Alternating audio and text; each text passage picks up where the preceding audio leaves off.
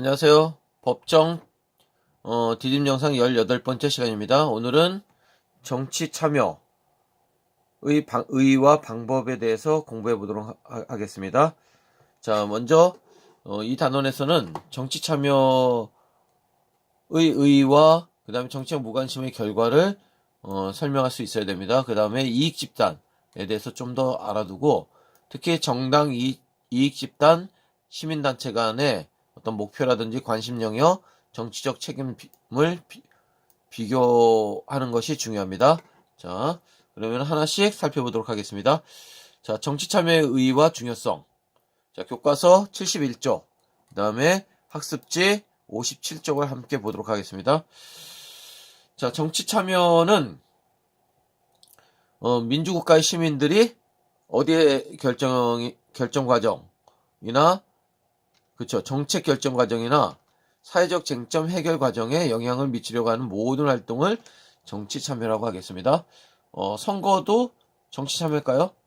그쵸, 선거도 시민들이 선거에 참여하는 것도 정치 참여라고 볼 수 있고, 시민들이 시위에 참여하는 것도 정치 참여라고 볼 수 있겠죠. 또는 시민들이 어떤 신문사에 자신의 의견을 밝히는 것, 이런 것도 다 정치 참여라고 할 수 있겠습니다. 자, 정치 권력에 대한 감시나 통제가 소홀하고, 자, 이거 뭐의 결과일까요? 그렇죠. 정치적 무관심의 결과라고 볼 수 있겠습니다.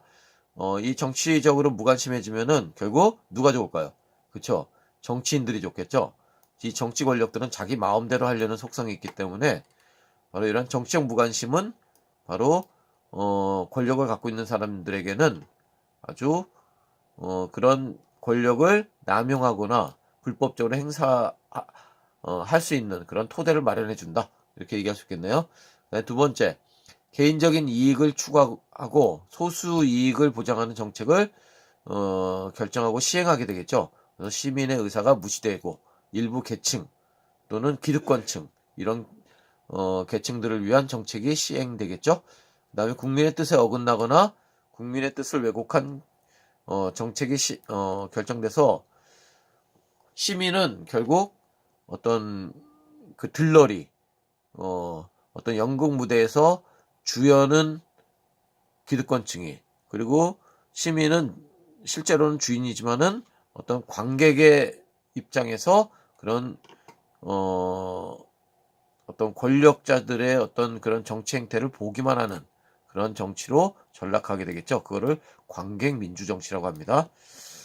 자, 그 다음에 정치 참여의 의의를 보면, 국민들로부터 권력을 위임받은 대표자가 국민 전체 이익을 위해 권력을 행사할 수 있게 하는 거죠. 정치 참여를 하게 되면은 바로 국민주권주의, 국민이 나라의 주인이라는 국민주권주의가 좀 더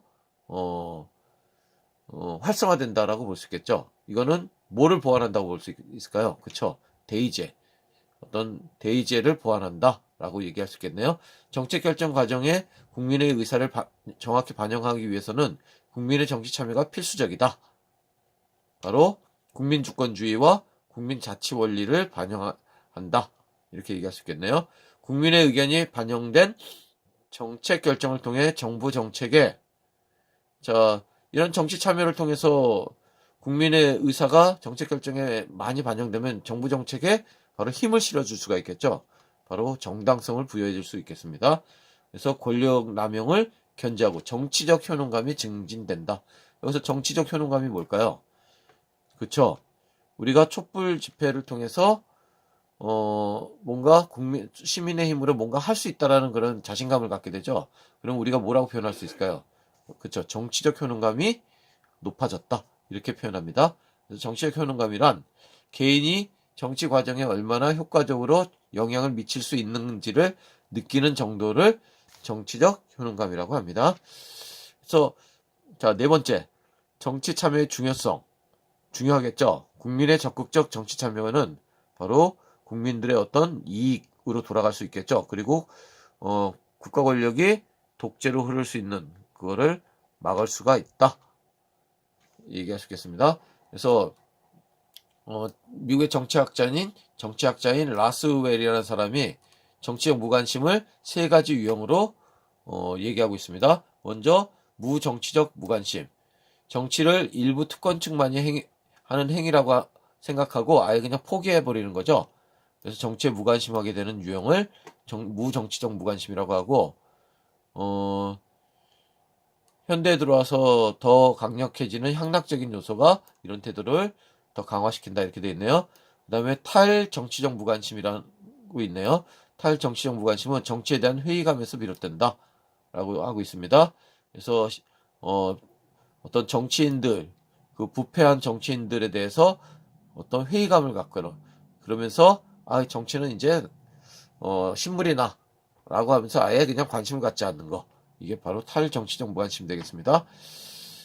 셋째, 반정치적 무관심이란 개인의 신념이나 종교적 이유 때문에 현 정치 체제를 아예 부정해버리고, 그래서 이런 무관심으로 일관하는 그런 태도를 얘기합니다.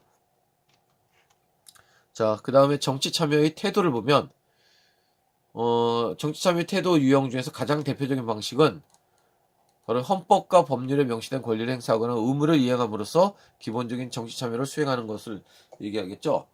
자, 가장 대표적인 게 뭘까요? 그쵸? 세금을 내고 바로 선거에 참여하는 거죠. 그 다음에 최근의 흐름을 보면은 사회 현실의 문제점을 찾아내고 자신의 정치적 견해를 이렇게 밝히는 그런 노력들이 많이 일어나고 있죠. 그래서 인터넷이나 이름 매체를 통한 개인적 견해를 표출하고 SNS를 통한 자신의 어떤 의견 표출이라든지, 그 다음에 이익 집단이나 또는 시민단체에 가입해서 활동하는 거, 이런 것들을 들 수 있겠습니다. 자, 그 다음에 정치 참여의 바람직한 태도, 학습지 58쪽을 보도록 하겠습니다. 자, 요 내용은 한번 읽어보면 되겠습니다. 그 다음에 정치 참여 유형을 보면은 개별적 정치 참여, 그다음에 집단적 정치 참여, 이렇게 구분을 할 수도 있습니다. 그래서 집단적 정치 참여는 정당 활동에 참여하는 거, 이익 집단이나 시민단체에 가입해서 이렇게 정치 활동에 참여하는 것을 얘기합니다. 그 외에 SNS에 정치적 의견을 게시하는 것은 개별적 정치 참여라고 볼 수 있겠죠. 그 다음에 정치 참여의 다양한 방법을 보면은 정당을 통한 정치 참여가 있고, 정당원으로서 참여하는 방법과 그 다음에 정당이 주최하는 강연에 참여한다든지 이러한 어떤 참여 방법이 있겠습니다. 그 다음에 이익 집단을 통한 정치 참여가 있겠죠. 자, 이익 집단을 통한 정치 참여. 자, 이익 집단의 의미는 이해관계를 같이 하는 사람들이 공동의 특수이익을 실현하기 위해서 정책 결정 과정에 영향력을 행사하기 위한 목적으로 결성한 단체, 집단이다. 이렇게 얘기할 수 있겠죠. 이해관계를 같이 하는 사람들이 특수이익을 실현한다. 자, 요즘 한국 유치원 총연합회라는 단체가 있죠. 자, 대표적인 이익 집단이죠. 자, 그래서 유치원의 어떤 그 유치원을 운영하는 사람들의 이해를 위해서 이런 그 유치원이 갖고 있는 어떤 특수한 이익을 실현하기 위해서 그리고 그거를 정책 결정, 정부의 어떤 정책 결정에 영향력을 미치기 위해서 만든 단체죠. 자, 그래서 우리가 뭐라고도 얘기하냐면은 압력 단체라고도 얘기합니다. 자, 그 다음에 이익 집단이 등장하게 된 배경을 보면 현대 사회의 다원화 전문화로 인해 다양한 이해관계가 발생했다. 바로 이해관계가 다양화됐다는 얘기죠. 그 다음에 지역 대표자를 통한 다양한 직업적 이익을 반영한다는 것은 좀 힘들어질 수도 있겠죠. 그래서 직접 목소리를 내는 그런 방법을 채택하는 거죠. 이익 집단을 통해서. 그 다음에 정당 정치의 한계. 정당이 어떤 몇몇 대표에 의해서 과두제화되거나 또는 관료제화되면은 여론을 수렴하기가 점차 힘들어지겠죠. 그래서 이런 이익 집단을 통해서 자신의 목소리를 드러내는 거. 자, 이런 것들을 들 수 있겠습니다. 자, 그 다음에 이익 집단의 순기능과 역기능을 볼 수 있겠네요.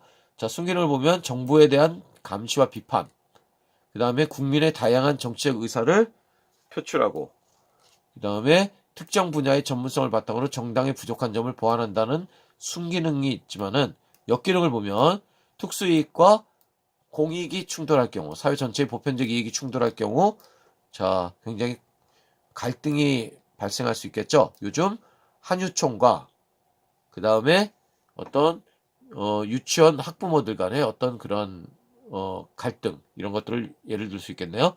이익 집단의 경쟁적 압력 행사로 정책 결정이 지연되고 혼란에 빠질 수가 있고, 그 다음 정치 권력과 결탁한 부정부패의 가능성도 있다. 이렇게 얘기할 수 있겠네요. 자, 그 다음에 시민단체를 통한 정치 참여. 시민단체의 의미를 보면, 자, 공공선과 그 다음에 그쵸, 공익의 실현을 목적으로 시민들이 자발적으로 만들었다는 점이 중요하죠. 자, 이렇게 시민단체는 공익을 목적으로, 사회 전체 이익을 목적으로 자발적으로 만든 단체라는 점이 이익집단과는 다르죠. 그래서 비영리적이고, 자, 어떤 정당의 편에 서는 게 아니죠. 비당파적인 성격을 띈다는 거. 그 다음에 시민단체의 등장 배경을 보면, 자, 시민의 요구가 증가하고 시민의 자발적 정치 참여의 의지가 증대하고, 그 다음에 대의민주주의가 발달하면서 국민의 의사가 정치 과정에 제대로 반영되지 못하면서 이런 시민단체가 많이 생기게 되었다. 이렇게 얘기할 수 있겠네요. 과거에는 주로 정치개혁 분야가 주된 활동 영역이었지만은 오늘날에는 경제나 환경, 복지, 국제연대 이런 활동 영역이 점차 증가하고 있다라고 얘기할 수 있겠네요. 자, 우리나라는 민주화 이후 1987년 민주화 이후 다양한 시민단체가 등장하게 되어서 민주주의 발전에 이바지하고 있다라고 얘기할 수 있겠습니다. 자, 그 다음에 시민단체 활동의 문제점과 과제를 보면 시민의 저조한 참여 유도가 필요하다. 그래서 단체 운영에 필요한 비용의 국고보조금과 기업 후원금에 대한 의존도가 높아지면은 시민단체가 자신의 목소리를 내기가 쉽지가 않겠죠. 자, 이런 문제점이 있을 수 있습니다. 그 다음에 네 번째로 언론을 통한 정치 참여. 언론의 역할을 보면은 정보 제공을 통해 국민의 목소리를 담아내야죠. 그걸 뭐라고 할까요? 그렇죠. 여론이라고 하죠. 그 다음에 자, 적극적 방법을 보면 언론 매체를 통해 자신의 정치적 견해를 밝히는 거. 그렇죠. 독자 투고나 언론사 제보 이런 것들이 있겠네요. 소극적 방법으로는 언론 매체가 전달하는 정보를 비판하고 검토하고 평가하는 거. 자, 우리가 언론을 대하는 태도는 비판적으로 수용하고 공정한 보도를 촉구해야 되겠죠. 그래서 필요한 게 바로 미디어 리터러시. 자, 미디어를 읽어내는, 독해하는 능력이 필요한 거죠. 미디어 리터러시가. 자, 그 다음에 정보화 시대의 정치 참여. 이런 것도 중요합니다.